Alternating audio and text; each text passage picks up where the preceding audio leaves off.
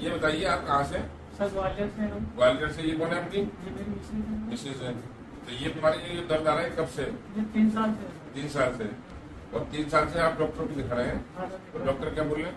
उन्होंने ट्रीटमेंट दिया बट कोई आराम नहीं। मुझे आराम नहीं मिला। अच्छा ये बताइए ग्वालियर से यहाँ आके इतना बड़ा विश्वास कैसे किया कि मैं यहाँ ठीक हो सकता हूँ? सर मैं आपको काफी टाइम से फॉलो कर रहा हूँ। एक मन में विश्वास करें, हाँ। हम बिल्कुल ठीक करेंगे, आपको पैसे उठाएंगे, आप आएंगे, दौड़ेंगे, कूदेंगे, सारा काम करेंगे, हम पूरी छूट देते हैं बस आप बिल्कुल ठीक हो जाएंगे। ठीक है, बिल्कुल ठीक हो जाएंगे। ये तो नहीं आता ये नहीं घुटनों में, ठीक हो जाएगा। इनसे पूछ कर फाइल बनवा लो। ठीक है।